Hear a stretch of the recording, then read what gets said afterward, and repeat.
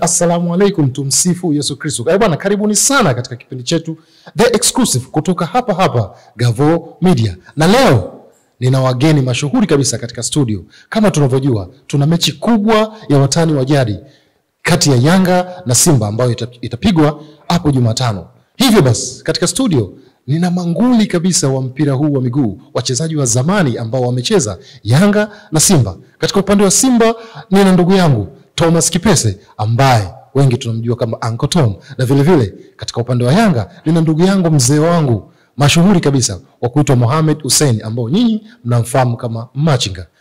Mohamed Hussein, karibu sana ndugu yangu. Asante sana, nashukuru sana ndugu yangu. Kweli kupata nafasi kama hii na kuja kwenye studio mpya ambayo iko bora kabisa. Naam. Nashukuru sana. Historia mzee wangu, karibu sana. Asante sana kiongozi, kama alivyoongea mwenzangu, ni studio mpya, tujawahi kufika hata siku moja katika studio tulizoea kuitwa, na studio yani jinsi inavyoonekana inastahili kuitwa kweli studio. Ni studio safi ya kisasa, kwa kweli inastahili pongezi na inatakiwa support kubwa ya wadau. Ni kweli studio hii. Ni kweli, nashukuru sana. Studio inapendeza. Ni kweli. Tunashukuru sana kwa hizo pongezi na tumezipokea, na hiyo inakuwa kama chachu ya sisi kuendelea kufanya kikubwa ambacho tunahitaji kukifanya. Na ni kweli katika kapu letu kuna vingi sana ambavyo vitakuja ili kuweza kutamatisha ama kuendelea kufanya hii tasnia iwe katika upande mkubwa, tuweze kuitangaza vizuri kabisa. Hivi wote tunajua kama Jumatano tuna mechi hii ya Yanga na Simba. Nikianza na mzee wangu Mohamed Hussein. Kwa kweli kila mtu anajua mechi ipo. Naam. Na hii ni big mechi. Naam. Kwa hiyo mimi ninachokiomba kwanza, wapenzi wa soka na wanachama wa timu zote mbili wasije na matokeo mfukoni. Wangoje mpaka filimbi ya mwisho ndio tutajua nani mshindi. Tafadhali. Na wasije na matokeo mfukoni mwao. Hii unamaanisha kwamba ndugu zetu wa Simba wako vizuri sana kuwazidi nyinyi ama? Hapana. Nasema kwa sababu sio Simba, hata Yanga vile. Naam. Kwa sababu ya nini? Najua ukija na matokeo yako mfukoni, mwisho wa siku ndio wale wanazimia pale uwanjani. Sasa hatutaki kuviona vitu kama hivyo. Waje waangalie mpira mpaka filimbi ya mwisho, tutajua nani kashinda. Uncle Tom, unasemaje kuhusu hilo? Kwamba na nyinyi hamwendi na matokeo mfukoni? Sio kweli. Mpira kama mimi niliwahi kuwa mchezaji. Naam. Kwa kweli kwenye mpira ni dakika 90 tu. Wewe unavokuja kwenye game na mwenzako kajiandaa hivyo hivyo. Wewe unakwenda kwenye game kwamba naenda kupata ushindi na mwenzako anatoka anakwenda kupata ushindi. Kwa hiyo kitachotokea hapo ndio itakuwa zawadi yako, maandalizi yako yaandaa huko ukiwa kambini ndio utapata kwenye dakika 90. Lakini huwezi kutoka kwamba mimi naenda kufungwa. Unatoka kambini kwamba mimi naenda kushinda. Na mwenzako anatoka kwamba anaenda kushinda. Sasa kitachotokea hapo dakika 90 ndio itaamua nani kaamka vizuri siku ya game hiyo. Hivi tukiongelea maandalizi, naweza nikamuuliza ndugu yangu pale Machinga, tukiongelea maandalizi ya hizi mechi, kuna ugumu gani ambao ushakutana nao unaokumbuka wakati mnajiandaa kuelekea mechi ya Yanga na Simba? Ugumu gani ambao unaokumbuka ulikutana nao kuelekea katika mechi hizi? Kwanza unajua unaposema unaenda kucheza na Simba kama wewe Yanga, kwa hiyo maandalizi lazima yanabadilika, tofauti na unaenda kucheza na Mtibwa, unacheza na Prison. Yaani unapocheza na Simba maandalizi yanakuwa makubwa zaidi. Unaona? Kwa hiyo hata kwenye mazoezi kwenyewe unaona kabisa kweli haya mazoezi tunaenda kupambana na timu pinzani. Yaani sio vitu vya rahisi. Naam. Kama vile unavyochukulia mechi zingine. Naam. Kwa hiyo lazima wajue wapenzi na wanachama, unapojiandaa na mechi ya Simba si mchezo. Kwanza kambi inakuwa nzuri na kila kitu mnachokihitaji pale kambini kinakuja. Naam. Unaona bwana. Kwa hiyo unajua kabisa kweli tunaenda kupambana. Kwa hiyo ni ugumu gani ambao ushakutana nao wakati unajiandaa kwa hizi mechi? Ugumu wote ule ambao ushakutana nao. Pengine sisi mashabiki tunasikia labda kuna masuala ya kiufundi ambayo yanafanyikaga, unakuta wachezaji wenyewe hawapendi kurukishwa vichurachula, au pengine sijui kulamba mambo majivu hivyo. Yani pengine wewe kwa upande wako kuna ugumu wote ambao ushakutana nao wakati mnajiandaa na mechi hii kubwa ambayo ni ya watani wa jadi? Mimi nasema hivyo vitu unavyosema nje ya uwanja. Yes. Hivyo vitu ni vipo. Yes. Najua kwenye dabi kama hii au kwenye mechi zile tough, big match, vitu vya tunasema vajadi. Jadi. Yani hivyo vitu ni vipo. Kwa sababu hivi vitu havijaanza sasa hivi. Vimeanza enzi na enzi na wazee wetu waliopita. Kwa hiyo kweli baadhi ya wachezaji unaona unaweza kuletewa vitu, bwana fanya hivi, wengine wanakataa. Kwa hiyo huwezi kumlazimisha, sio? Lakini kwenye ukweli hivyo vitu vipo, na kweli sometimes vinakuwa vigumu, unaweza kupata matokeo kama mabaya, ukaambiwa unaona wale walikataa kiuka miko. Sasa vitu kama hivi lazima wachezaji kama wachezaji lazima watukubali. Unaona? Yes. Unajua ukikubali vile vitu, unaenda kufanya kule vizuri. Kwa hiyo na hao wale waliofanya vile vitu wanasema unaona nguvu yetu sisi. Lakini unajua kama mwanzo watu wamefanya mazoezi, wameandaa mwili, wameandaa akili kwa ajili ya ile mechi. Unaona? Lakini wao timu ikishinda wao ndio wanapewa nafasi kubwa sana. Bila wale wazee, unaona pia ndio ulivyo. Na hivyo vitu huwezi kuvikataa. Ni vitu ambavyo vimeshajengeka katika nafsi zetu. Wazee wetu waliopita walikuwa wanafanya vitu. Uncle Tom, umebarikiwa kucheza hizi pande zote mbili. Umeshacheza Yanga kimafanikio makubwa, na vile vile ukaja kucheza Simba kimafanikio makubwa. Utofauti ukoje katika hizi timu mbili wakati wanajiandaa kuelekea hizi mechi? Utofauti nikiwa Simba, nikiwa Yanga, maana mimi nilianzia Yanga. Yes, ulianzia Yanga. 90, 91, 92. 93 ndo ukabadilisha upande kwenda timu nayoipenda kimapenzi hasa ya moyoni. Naam. Sasa kwenye maandalizi inapokutana dabi ya Simba na Yanga kusema kweli wanakuwa wako makini na wako serious sana, tofauti na kempu ya Simba tulivyokuwa nikiwa Simba. Yes. Nimeona hivyo si mara moja, si mara mbili, ndani ya miaka mitatu yote nikiwa Yanga na ndani ya miaka mitano nikiwa Simba, nimeona usiriasi wa Yanga na usiriasi wa Simba napokutana kwenye dabi. Yes. Yanga inakuwa iko serious sana. Yani napomaliza mechi, naweza kukuta mechi ya mwisho kama ilivyomaliza jana Simba. Yani hapo hamna hata nafasi ya kwenda mtu kwenda nyumbani wala kwenda wapi. Yani mnapokuja kwenye mechi mmetoka labda majumbani wakati wetu.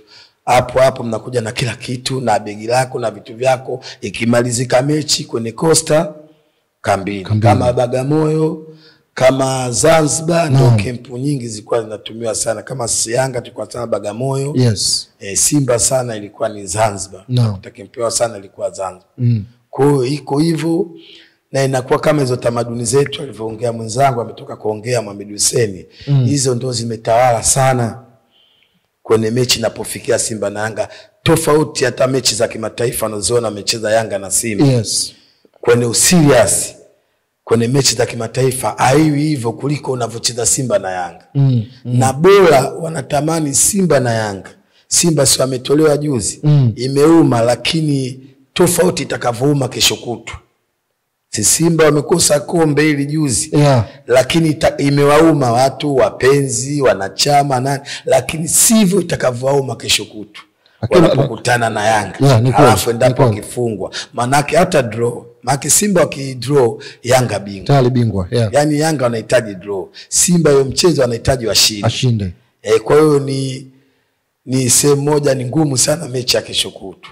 Kwa hiyo endapo mfano Simba anapoteza mechi hiyo Yanga bingwa, itawauma zaidi paka waje, kwa sababu ni mwaka wa 4 inakuwa sasa. Yanga wanachukua mara 4. Kwa hiyo itakuwa kidogo ni kwenye hali fulani haitokuwa nzuri upande wa Simba, na alikadhalika hata Yanga nao wamechukua miaka mitatu wanataka waendeleze iwe miaka 4. Ila tatizo kubwa linalotokea kwa sasa hivi, tupunguze kidogo malumbano na mpira hebu uache uende kwenye njia zake, staili zinazotakiwa.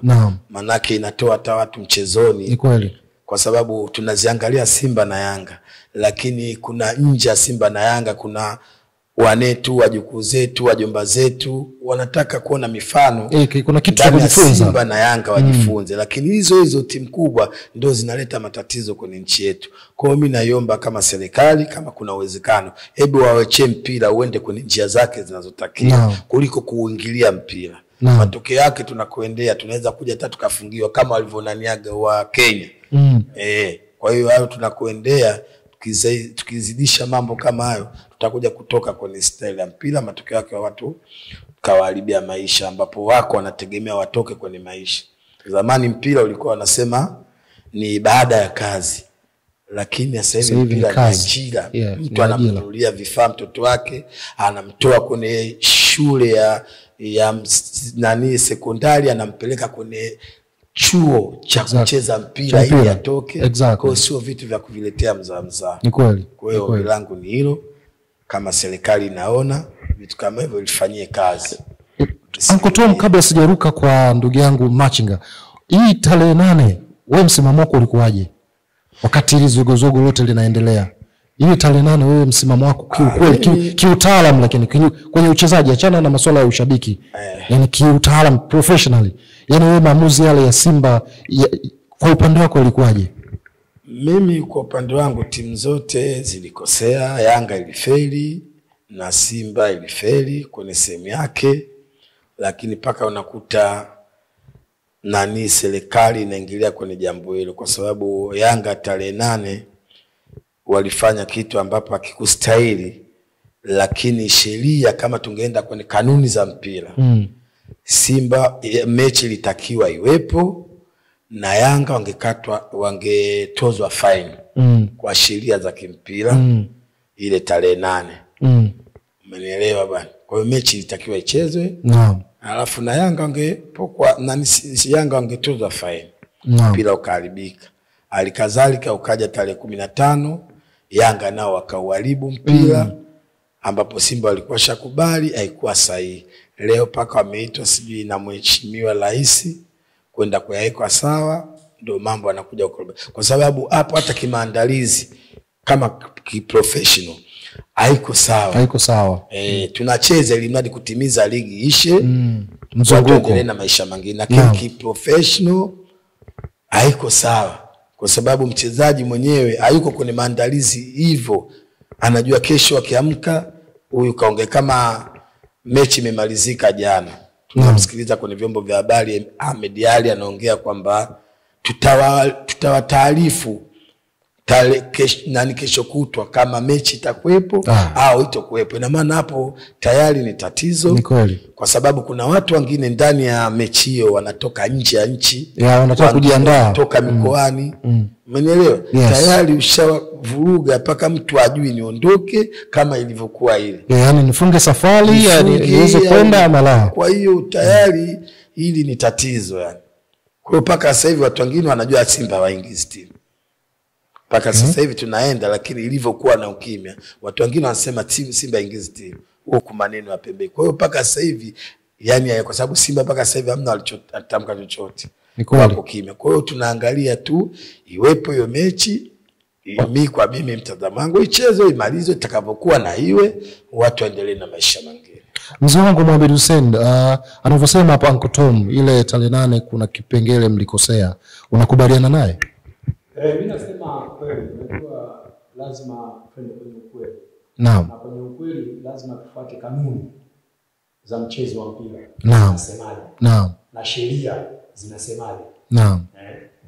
Kwa hiyo mimi nasema labda wale napojua mimi sheria kidogo wangesema tu Yanga inapigwa fine. Yes. Kwa mazuia kufanya mazoezi ambayo hatuna uhakika ni kweli walikuwa ni watu wa Yanga ambao wanawazuia. So wanasema makomando wenu wanasema wanasema tu, lakini maneno ndio yalipo. Mtu huwezi kumzuia kuongea, sio? Kwa hiyo wangefuata kanuni na sheria za mchezo wa mpira zinasema mtu ambaye hajaja uwanjani anyang'anywe pointi 3, Yes. na wale wengine wapewe. Naam. Na wale kama walifanya hicho kitendo watozwe faini. Kwa hiyo yani unajua sasa hivi mpira umeingia maneno mengi sana kama wanasiasa. Naam. Lakini kwenye mpira unajua hakuna siasa. Ndio. Unatakiwa lazima uongee tu kitu ambacho kipo na tusimamie sheria ambazo zipo. Naam. Kwa hiyo kikubwa kwa kweli waliwachanganya wananchi, maana mpaka saa 8 wananchi wako uwanjani. Saa 10 wamejaa. Lakini baadaye wamekuja na kibaya zaidi walisema bodi ya ligi ilisema mchezo upo kama kawaida. Naam. Lakini baadaye sitofahamu tukaambiwa mchezo umeahirishwa na utapangwa baadaye. Lakini kwa kweli watu wengi walipata hasara, wengine wametoka nje ya nchi kweli kama alivyosema bwana Kipese hapa. Wengine wametoka mikoa mbalimbali ya Tanzania. Naam. Kwa hiyo walipata hasara kubwa sana. Na bado wengine walikata tiketi, zile tiketi wanafanyaje? Ndio zitatumika kwenye huo mchezo wa tarehe 25 au ndio wameliwa tena kamari, haki inakuwa kama kamari. Kwa hiyo ndio hivyo. Kwa hiyo tunatakiwa bodi ya ligi au chama cha mpira kisimamie sheria na kisimamie kanuni ambazo wamezipanga. Naam. Hapo tutaenda vizuri. Na hii ya nyinyi mvokataa kucheza tarehe 15 kama mechi ingekuepo ilikuwaje? Ndio hivyo ndio nakwambia. Yaani nasema kwa sababu wale Yanga walishatoa malalamiko yao na akawa amepelekwa wanataka hichi. Kwa hiyo kwa kweli sisi tunashukuru baada ya wakuu wa nchi wakaona haiwezekani hii mechi kwa nini isichezwe. Naam. Kwa hiyo wakaitwa wote pande zote mbili, wakakaa chini, wakakubaliana. Ndio maana kuna vitu sometimes inatakiwa lazima busara zitumike. Naam. Na kwa hiyo tunashukuru busara zimetumika, ndio tunategemea hiyo kesho kutwa tuone kandanda. Okay. Ngoja tuone hiyo kesho kutwa kama kandanda litapigwa. Ndugu yangu Kipese, najua kati ya vitu ambavyo vilileta kidogo viliongeza utamu wa ushabiki ama upinzani kati wa Yanga na Simba ni kipindi chako cha usajili ambacho ulikuwa unatoka Yanga unaelekea Simba. Kulikuwa kuna ugumu wa kiasi gani kipindi hicho? Kipindi hicho kwa kweli kulikuwa na ugumu mno. Yaani mchezaji uwe Yanga kutoka kwenda Simba, bora utoke uende sehemu nyingine nje ya Simba, na ikiwa klabu inakuhitaji ilikuwa ngumu sana. Na hata we mwenyewe mchezaji unakuwa tayari kama uko kwenye ndani ya familia kwamba unatoka kwenye familia kwenda sehemu nyingine. Kwa sababu wakati nacheza mimi ni kweli ni mpenzi wa Simba. Tangu sijaanza hata kujua kama nitakuwa mchezaji. Nilikuwa ni mapenzi yangu, nilikuwa napenda Simba na Taifa Shamba la Bibi nilikuwa naenda naruka ukuta, na Simba inapofungwa kwa kweli sina la hata chakula. Huwa kilikuwa kinashinda kula, yani mdogo. Lakini kadri nilivyokuwa nakuja kupata nafasi kutakiwa na Yanga nikitokea Print Park, maana nilikuwa Print Park kwa ndani kile kiwanda cha magazeti. Print Park. Na kutoka Print Park ndio kuchukuliwa na Yanga baada ya kuona kwenye mashindano ya Shimuta. Wakati ule kijana mdogo sana. Mdogo. Wakati ule ilikuwa viwanda mama, kuna Kiuta Print Park na Kibo Paper. Wakati Kibo Paper kuna mchezaji mmoja marehemu alikuwa anaitwa Justin Nastin nadhani aichezeaga na Lady Star. Na Kiuta alikuwa Kenneth Mkapa. Kenneth Mkapa. Wakati Kenneth Mkapa tunakutana naye timu moja kwenye Shimi, lakini yeye anafanya kazi tofauti na sasa hivi. Anachezea Yanga lakini anafanya kazi Kiuta. Kuna mchezaji mwingine anaitwa Mohamed Kigoroga. Na Yanga walimuona hapo hapa anachezea Yanga lakini anafanya kazi Print Park ambapo tulikuwa wote. Kwa hiyo hao nao walikuwa chachu ya mimi baada kusikia natakiwa na Yanga tulipotoka Shimuta kwenda baada wale tayari ni wakubwa wako Yanga pale na nini. Baadaye kuna katibu mkuu alikuwa anaitwa Peter Hassan kwenda kuuliza bwana Kenny. Akaulizwa yule Mohamed vipi, kuna kijana mmoja nasikia hatari winga nini hivi na hivi, vipi yule anaweza kweli kuja kupambana? Akaambia 100% yule bonge la mchezaji. Kwa nilivyo kutoka Pint Park kuja Yanga sikuwa na doubt yoyote, maana kuna fomu zile wakati ule zamani hakuna mkataba, unasainiwa fomu hata wachezaji 100, lakini kuna ile fomu mama ile huwa haichafuliwi. Kwa hiyo ukipewa ile ndani ya ile fomu mama ya usajili na hiyo inakuwa shughuli imeisha tena. Mimi nilisajiliwa na moja kwa moja kupewa ile fomu mama, lakini mwisho wa siku ndio watu wanakuja wanakatwa, ambapo ile huwezi kupewa ile kuingia kwenye ile ya mwisho. Sasa kwa maana yani maana yake ukuepo kwenye mchujo, yani uliingizwa moja kwa moja tayari ushaingia na pekee. Paka mimi yenyewe familia wakati nasajili Yanga, familia yenyewe ilikuwa inaniuliza kutokana na ukubwa wa Yanga. Sikutegemea kama wanasikia jina kwenye vyombo vya habari kuna mchezaji yule katoka Pint Park. Nikiuliza nyumbani naambia sio mimi, hilo jina labda limefanana, kwa sababu najua mwisho wa siku kuna kuja kukatwa kwamba anaweza kanaingizwa kwenye mchujo tu baadaye nakuja kweli nikana ficha mwisho wa siku baki inakuwa siku ya mwisho. Sasa vilabu vyote wakati ule sio TFF Fati na katibu mkuu alikuwa anaitwa mtu mmoja Lubega, mtu wa Morogoro marehemu sasa hivi ndio katibu mkuu. Kwa hiyo watu wote kumbe wakati huo mishasajili Yanga, Simba nao wakawa wananihitaji. Yanga tumesajili, mipango kidogo ilikuwa mizuri kwenye mambo ya Ulabana. Kaambia maki tumesaini tukiwa Zanzibar. Kaambia tukija Dar es Salaam mambo yetu tatatuliwa. Kuja Dar es Salaam Wahindi Patwa, marehemu Gulamali, marehemu mtu mmoja anaitwa Vilani, nani kapiga Patwa? Huyo mzee Vilani wa soda za Vimto. Yule. Kwa hiyo ukienda ofisini bwana hivi maana baada ya kusajili kule kasema ukirudi Dar es Salaam kuna mambo yetu utanyoshia. Ukienda kwenye kwa ofisi unaambia bwana Patwa hayupo. Ukienda sijui kwa Gulamali hayupo. Kumbe Simba huko ashapata dondoo bwana huyo. Baada hapo tumewafunga Simba goli 3. Kwa mechi ambayo 3-1. Anafunga Makumbi, la pili mimi, la 3 Sunflower. Kwa Simba akawa amepata dondoo bwana mtoto baada kuona ule moto.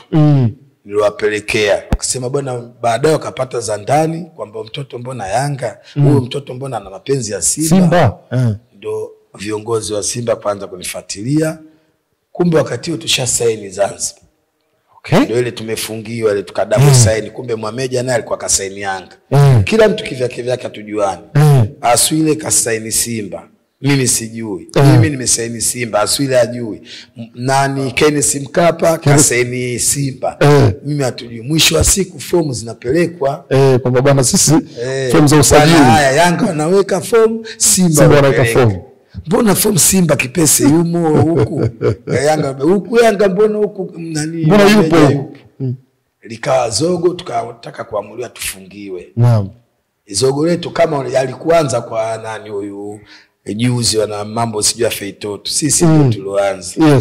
La Feitoto kuamuliwa na rais paka kuachiwa hivi tulianza sisi 92 kwenda 95. Zogo lenu liliamuliwaje? Liliamuliwa na rais Mwinyi kwamba kila basi wachezaji warudi kwenye timu zao. Wachezaji asilimia kubwa kwa wanacheza timu ya taifa. Sasa wakati huo tunapanga turudi kwenye timu zetu, Yanga wamekaa kikao anataka kutufungia. Kwamba wewe ushaonyesha kwamba una mapenzi ya kule.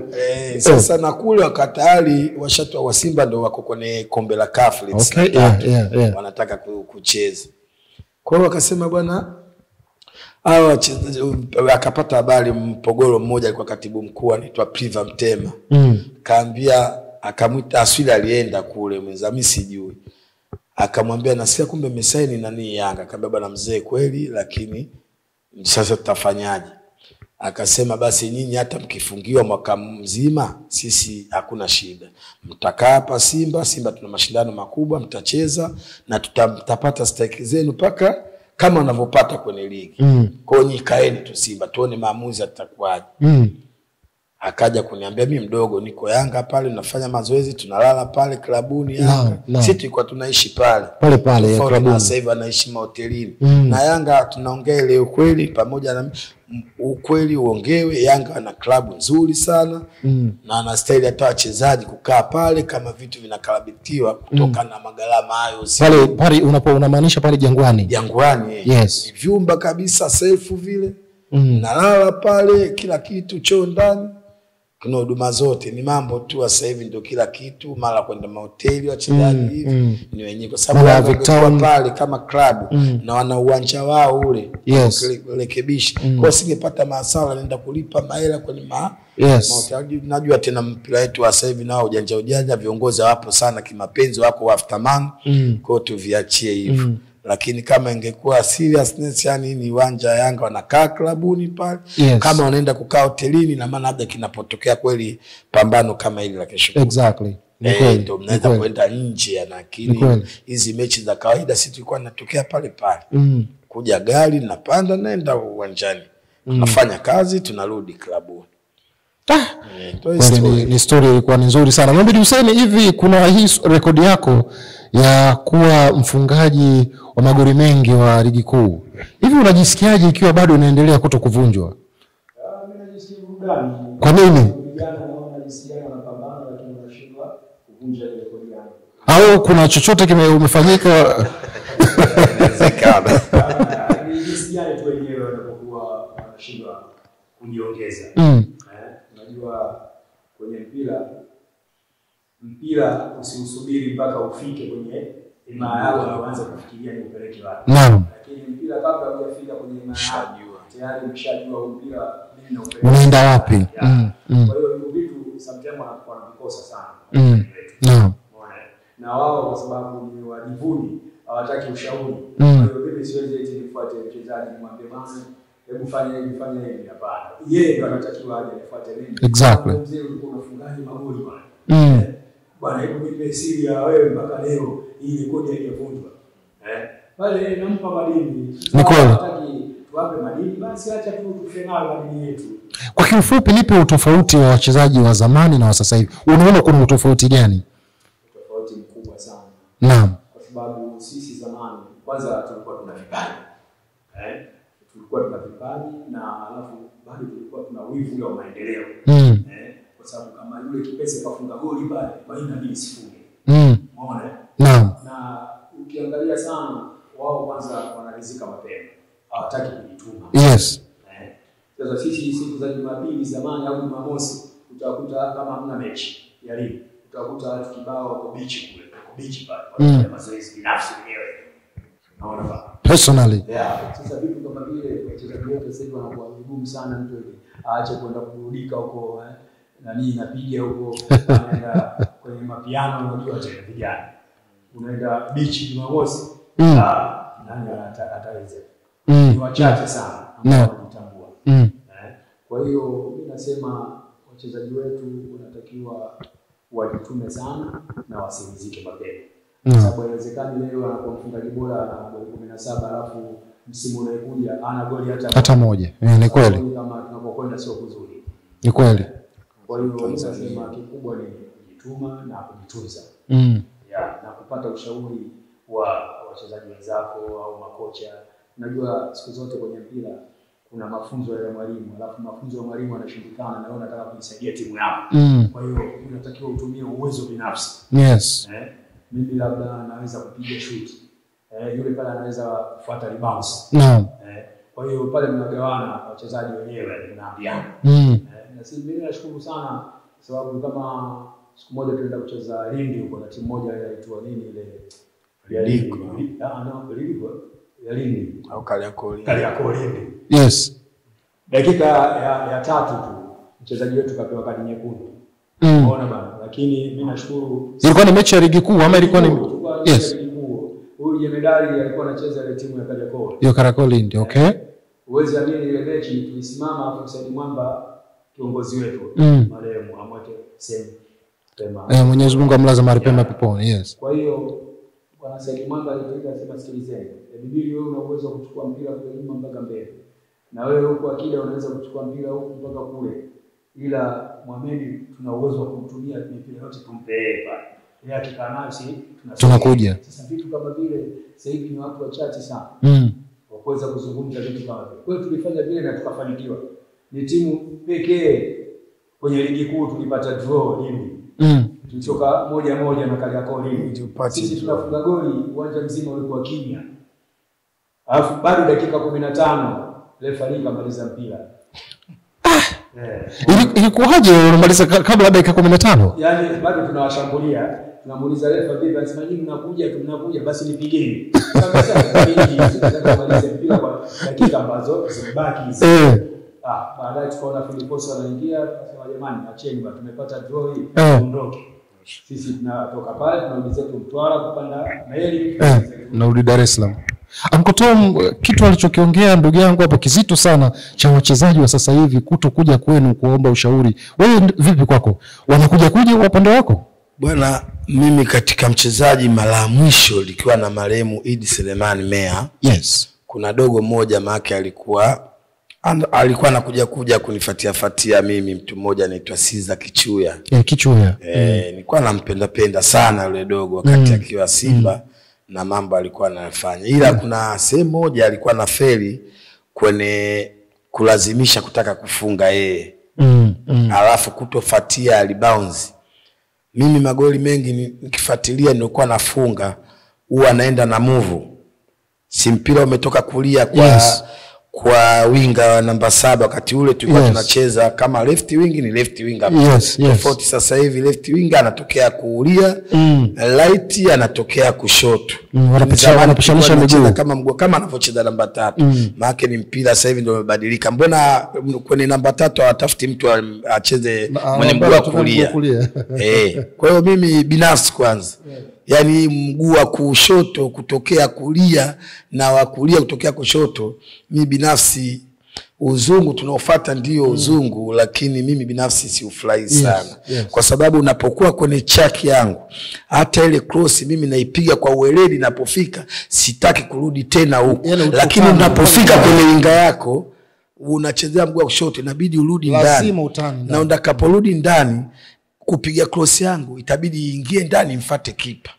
Lakini napokuwa kwenye winga yangu, nitakapopiga cross mguu wa kushoto au iza kulia, itakuwa ile cross inamkimbia kipa. Kipa kuifuata ni ngumu na masteka kuweza kufanya nini? Kufunga. Ni kweli. Kwa hiyo ndio sheria za sasa hivi tu alivyoziweka hizo, ndio hivyo. Kweli yule dogo ni kweli katika masuala hii magoli ambayo ulikuwa unafunga, nafikiri hata goli ambalo ulifunga goli la pili kati ya mechi ya Yanga na Simba, ile goli lako la pili ilikuwa ni rebound ilienda ikagonga mwamba, imepigwa hiyo, imewapita Makumbi, imempita Sanifu, mimi mwisho ndio nikaja ukaimalizia.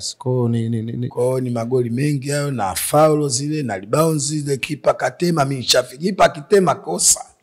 Yani ilikuwa kakina sasa hivi unakuta kipa anatema, striker ndo anakumbuka anakwenda kipa achada katena yale mashada. Yani tendo la kutema kipa ile kosa. Ujue mpira kwenye kama pale mtu ashaingia labda utemee utoke kona, lakini hizi wanazo makipa wetu wanazotema wanazinatemea pale zinaelea pale zile ukikutana nazo zilikuwa kwenye kamba. Ndio ina magoli. Au wengine umefuatilia mtu kapiga shuti, lazima ufuatilie. Kuna mawili, kipa kama kudaka basi inaweza kugonga mwamba. Kugonga mwamba si inarudi. Kirudi si unakutana nayo. Unafunga. Sasa wachezaji wa sasa hivi wafuatilie hivyo. Wachezaji wengi ukiwaangalia sasa hivi, especially Simba. Simba uchezaji wao sijui mwalimu anakuwa angalie. Simba mipira hii ya cross inapita mingi sana na kila sio mechi moja. Ni mechi nyingi, hata jana watu hawafuatilii. Mtu shamuona kule Mpanzo anaingia kila wakati unamuona na huwa chaki, na lazima mpira atauleta hapa, bado anachelewa kufika. Narudi kwenye ile aliyosema la Kariakoo Lindi, wao walipata draw. Tulipata na sisi draw na Kajumulo. Lakini hiyo draw yake sisi tulianza kupata goli. Goli lao liligonga nyavu ya juu. Hiyo na Kariakoo Lindi utoki. Liligonga nyavu ya juu, nyavu ilikuwa imetoboka. Ule mpira ukadondokea ndani ya nyavu. Refa kaweka kati. Yani kwenye nyavu ile si goli ile. Alafu kuna juu ya nyavu pale palikuwa na tobo, ukaingia ukawa huko ndani. Kariakoo Lindi wanashangilia goli. Watu wanaambia refa mpira mbona utoka nje ya nyavu. Refa kaika mbona mechi itaka kuvunjika.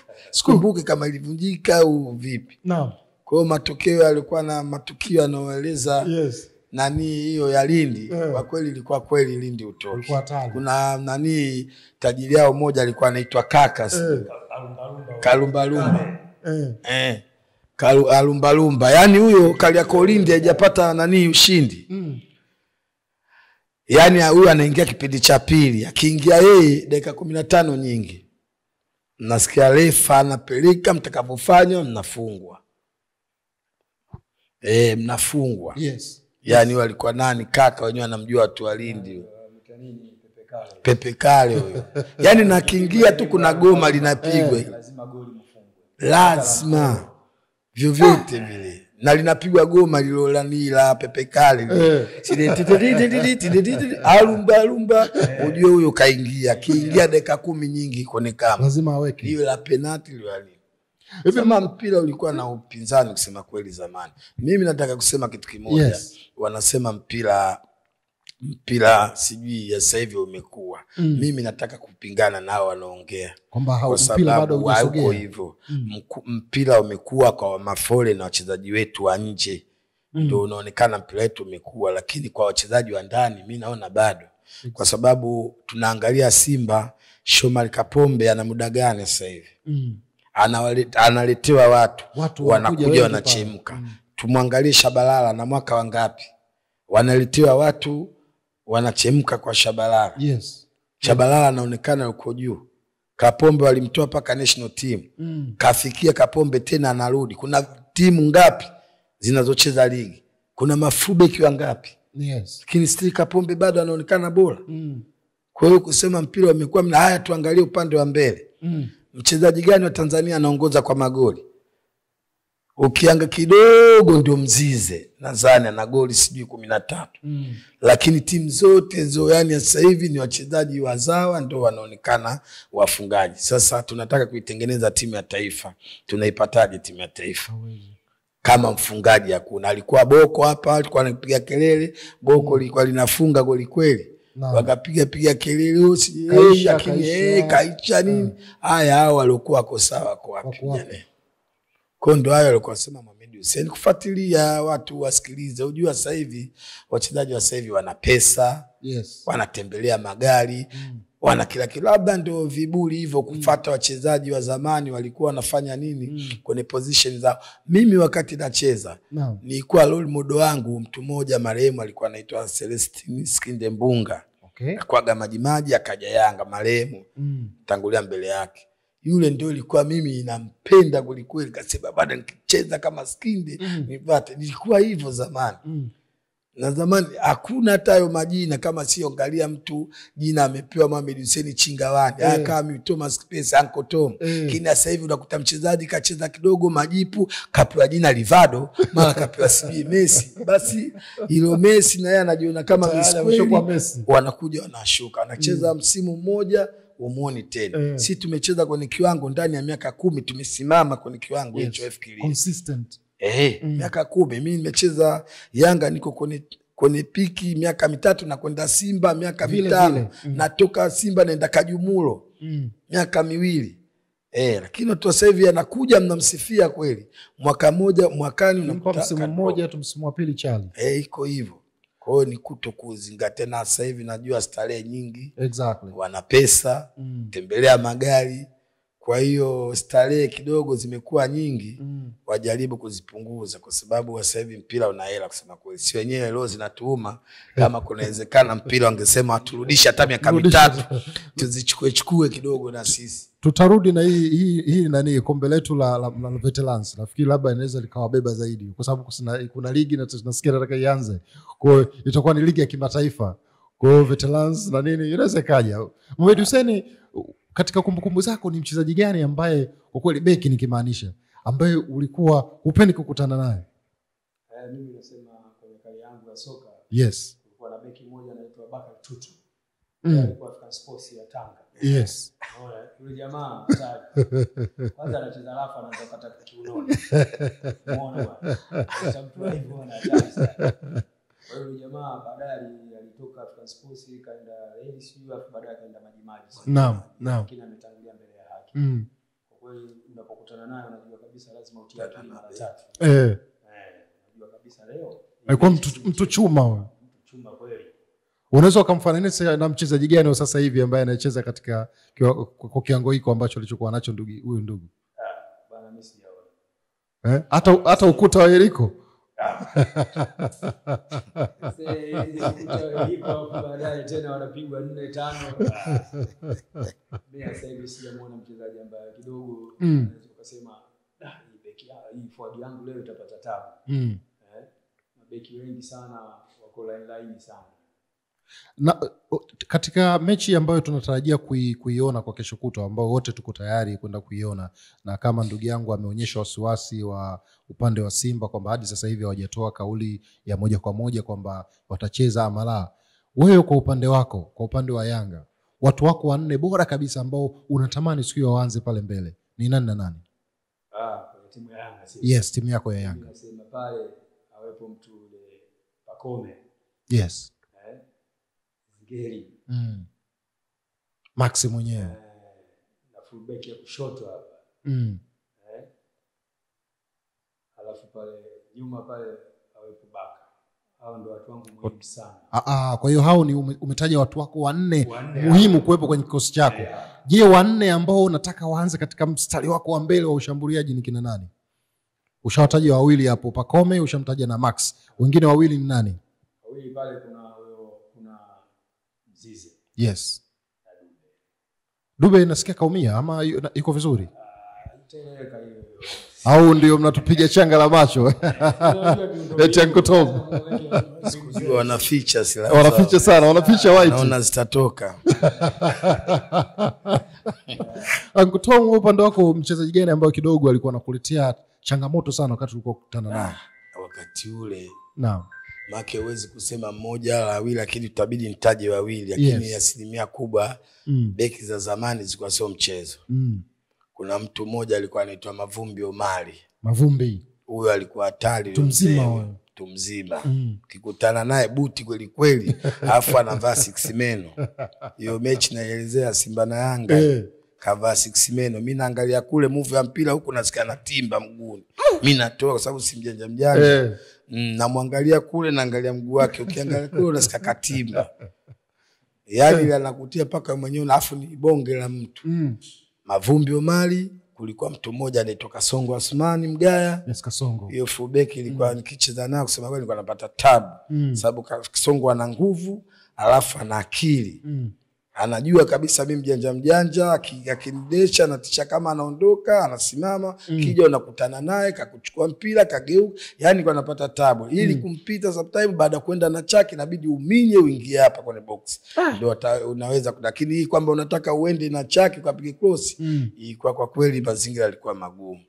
Na mtu mwingine alikuwa marehemu katangulia mbele yake Selemani Mkati. Huyo nilikuwa napata naye sana tabu. Selemani Mkati alikuwa wakati anacheza Prisoner. Selemani Mkati. Na mtu mwingine wa 4 alikuwa Abubakar Kombo. Abubakar Kombo. Mfupi mimi nimemzidi urefu.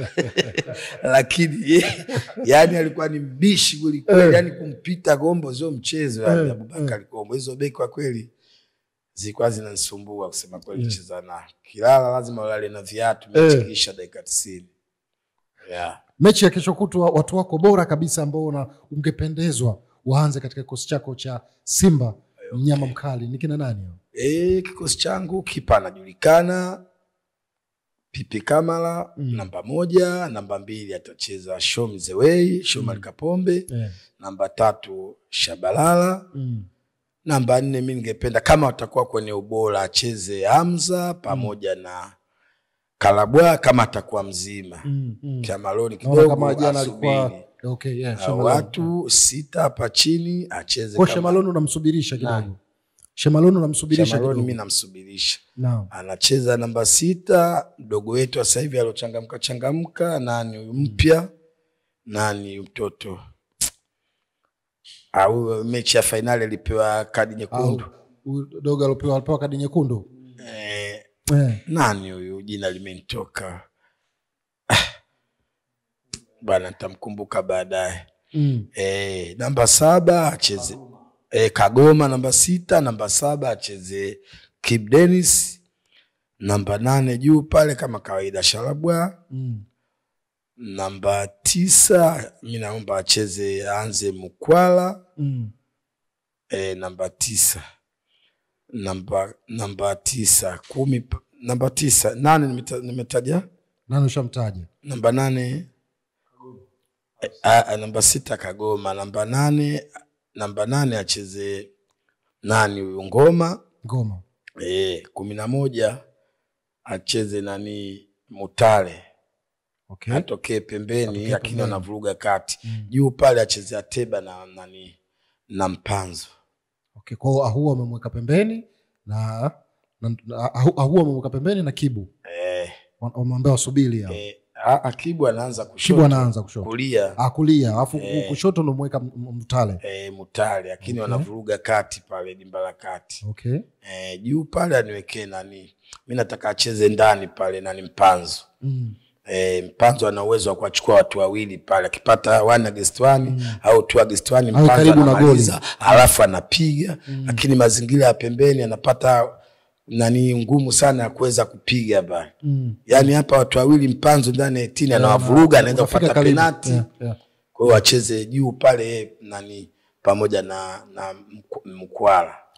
Kwa nini umeona Ahua aanze benchi wakati ninaona ni mchezaji wenu ambaye anaongoza hata kuassist magoli na nini na ufungaji pia? Ahua ni mchezaji kweli anasita, lakini asilimia kubwa Ahua hana pasi za mwisho za kuweza mtu afunge. Asilimia kubwa akiwa maeneo ya kumpa mtu pasi ya mwisho anataka afunge yeye kama yeye. Sasa mtu wa namna hiyo kwa mechi kama ya kesho kutwa, mechi hiyo inatakiwa ushindi dakika 45 mshapata goli 1 au 2. Na mechi hiyo inahitaji ni ushindi. Au mpaka tuje kwenye faulu. Ndio sana anazitendea haki, lakini kwenye uchangamfu wa timu na pasi za mwisho huwa siziona. Lakini Mutale pamoja na Mpanzo jinsi wanavyocheza na Mbudo alivyowaka hapa, kwa kweli atawavuruga Yanga pale kati. Kwa hiyo kama itapangwa kikosi hicho, mimi naona kitakuwa better zaidi kwangu mimi, kwa maono yangu mimi kama mchezaji. Ndugu yangu Mohamed Hussein, wewe matokeo unayo ngapi kwa ngapi ubashiri wako? Ubashiri wangu nasema sisi tunaenda kushinda. Ngapi? Nataka unipe idadi ya magoli. 2 tu. 2-1 sisi tunaendelea. Sababu sisi hatutaki draw. Sisi tunajua tukipata draw sisi mabingwa, tukishinda ndio zaidi sana, lakini hatutaki draw. Sisi tunataka ushindi. Maona bwana. Sisi tunataka kushinda. Alafu nilimsahau master plan pale. Aucho. Yes. Yule ndio master plan. Doctor. Yule ni hatari, anatisha. Atakuwepo kwenye mechi. Na anaitaka sana hiyo mechi. Anaitaka mno. Au unamtisha ndugu yangu? Mtishe nani? Si anaongea anapojisikia. Wajisikie kwa sababu tunakuja na style nyingine. Maana kama waliona Prison kitu walichofanyiwa. Au wale kule Zanzibar juzi. Jana tu. Basi wajisikie kidogo na wao. Sio nalialia sana. Prison stawi lao bwana, linaeleweka. Mara mwisho Prison kuifunga Yanga 2017. Si nyumbani, si ugenini. Kote analala. Siku ya mechi ya Simba na Prison, camp inakuwa ngumu. Watu wa ndani ya Prison inakuwa ngumu, watu waende hata madukani. Wakicheza na Simba. Wakicheza na Yanga, yani kama wanacheza na Toto Africa. Wanazulula tu. Yani wanajua kabisa tunaenda kupigwa. Maneno ya wapenzi wa soka. Kwa hiyo haiwezi kumzuia mwenye nyumba kufungua mlango.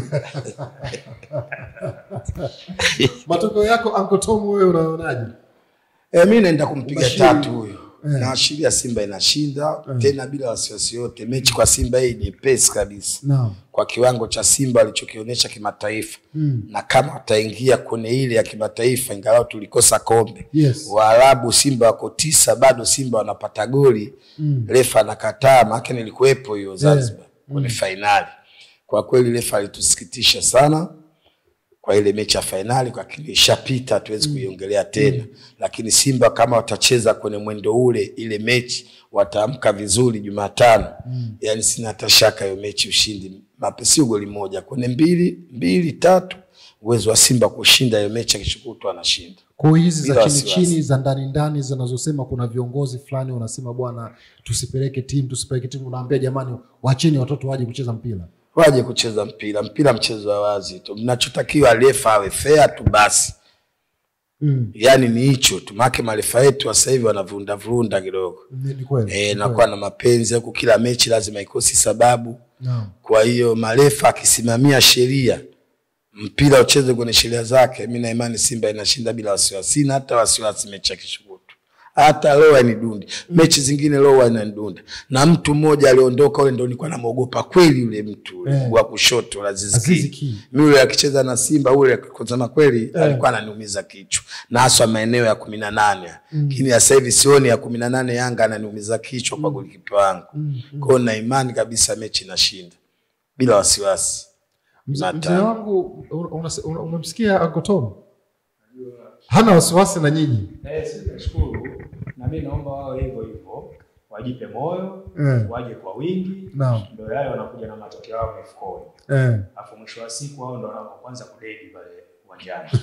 Umeona? Kwa hiyo mimi nasema mechi kwanza itakuwa nzuri, kama alivyozungumzia swala zima la waamuzi. Waamuzi wawe fair. Wasimpendelee mtu yoyote, wachezeshe sheria 17 zitumike ndani ya uwanja. Kwa sababu hapa karibuni ulikuwa unaona penalty sio nini, lakini watu wasema funikeni kombe, shekhe apite. Sio mwana halamu. Sasa hivi shekhe apite. Bora bwana. Kwa hiyo sisi tunasema nashukuru, wapenzi waje kwa wingi, kila mpenzi aje kwenye timu yake, aisupport timu yake. Kikubwa tu marefari wachezeshe sheria 17 za soka. Wakati tunaenda kukamilisha kipindi chetu pendwa kabisa cha The Exclusive, labda ndugu yangu kama una lolote la kufungia kabla sijamkaribisha na ndugu yangu Machinga pale. Uncle Tom, lolote la kufungia? Mimi lolote la kufungia nachoiomba viongozi wetu wa nchi, hebu twende kwenye sheria za soka zinavyotaka. Tumewachagua viongozi wakina Kalia, kina Kidau, kina Mgoi wanaongoza, kuna bodi ya ligi, kuna TFF ndio wanaongoza mpira. Hebu tuache mpira uende kwenye sehemu yake. Uende na sheria, tusiwaingilie viongozi. Tumewateua ili waongoze mpira. Sasa wao tunawaongoze mpira tunawaingilia kwenye matukio fulani, wanashinda kutoa maamuzi kama wao, paka rais anaingilia. Mimi katika kumbukumbu zangu sijawahi kusikia kwenye nchi zinazocheza Uingereza, Marekani, wapi huko wanakocheza kusikia rais kaingilia mpira. Kwa hiyo na hicho kinaturudisha kwenye maendeleo ya mpira. Na timu mbili zinalostisha Watanzania wengi ambapo wana vipaji vya mpira ili kuweza kutoka. Kwa sababu mpira sasa hivi ni ajira. Umenielewa? Kwa hiyo tunaziangalia klabu mbili zenye ushawishi mkubwa wa mpira wa Tanzania kuharibika. Kwa hiyo tunaomba serikali kitu kama wanakaa bungeni, hebu wakae waliangalie hili waache. Tunajua timu hizi zimegawanyika mara mbili ndani ya serikali yetu. Kuna viongozi Simba, kuna viongozi Yanga. Kwa wale ndio wanasukumana, kila mtu hataki timu yake Simba iharibu, viongozi wa Yanga hataki Yanga iharibu. Ndio tunapata matatizo haya tunayoyapata. Lakini kama tunafuata sheria za soka na zilizopangwa na kanuni zake, nadhani hakutakuwa na matatizo kama haya ya Simba na Yanga. Yanga haijatokea uwanjani, marefa wamefika, Simba ipewe point. Yanga imeingia uwanjani, Yanga haijatokea, au sio ya klabu yoyote. Ifate hivyo hakutakuwa nadhani tatizo litalotokea. Yani utakuwa safi sana. Yani watu waache ule unazi wao. Waache. Kwa sababu hata viongozi ambao labda tunawachagua, kwa sababu kama ulivyosema hizi timu zimezaliwa huko na huko. Kwa hiyo hakuna kiongozi ambaye kwa umri wetu tulikuwa nao ambaye sio shabiki wa Yanga au Simba. Kwa hiyo lazima anapoingia pale aweze kutenda ule uadilifu kusema kwamba okay, mimi ni Simba lakini ile Simba wamekosea, aweze kutoa fair decision. Hicho ambacho unachokimaanisha. Yes. Sio kwamba mimi Simba hata kitu Simba anafanya kitu cha ovyo, Simba kwa sababu wewe Yanga tuache bwana Simba hapa amefeli, marefa walifika, makamisa, malanzimeni, sheria kama klabu zamani unaweza kuta timu inaenda mkoani, haijafika lakini siku ile mchezo husika upo. Marefa wanakagua mchezo, kila kitu, mpira unaanzishwa kwa dakika zilizopangwa, timu inanyang'anywa pointi. Hata Ulaya tumeona juzi hapa timu moja ilikuwa sijui wala Misri nakumbuka, wala Boni ilikuwa. Si timu ile imenyang'a pointi. Kuna serikali imeingilia au kiongozi wote mkubwa. Wamepokwa pointi, maisha yameendelea. Tufanye hivyo. Tusije kuleta mpira baadaye ukaja tukafungiwa kama alivyofungiwa wa Kenya. Si ndio Kenya alifungiwa karibu miaka 5. Sasa tusiende huko. Neno lolote la kufungia mzee wangu Mohamed Hussein? Mimi nasema kwanza unga mkono bwana. Pesa ukiwa kiongozi, uongozi ni dhamana. Kama ni dhamana, basi asiokuwa wako wako yule umtendee haki, lakini na yule ni wako. Naam. Umeona bwana. Kwa hiyo hilo. Basi nashukuru sana wazee wangu wawili hapa, nilikuwa studio hapa, tulikuwa studio, niko na ndugu yangu Uncle Tom, Thomas Kipese na mzee wangu pale Mohamed Hussein ambao tulikuwa nao leo katika kipindi pendwa kabisa cha The Exclusive. Na hii ilikuwa kwa niaba ya, kwa sababu tunajua tuna jambo kubwa sana sisi wapenda mpira wa miguu, kwa sababu kuna mechi kubwa ambayo itafanyika Jumatano kati ya Yanga ambaye anamkaribisha Simba. Ni nani atakayetoka kifua mbele? Wote tutasubiri siku hiyo. Na kama alivyosema Mohamed Hussein, tafadhali mashabiki, tusiende na matokeo yetu. Matokeo tutayapata ndani ya dakika 90. Ulikuwa na mimi Rashid Said Ubin wa Fadhil hapa Gavo TV. Ciao. Gavo Media, pamoja hatua kwa hatua.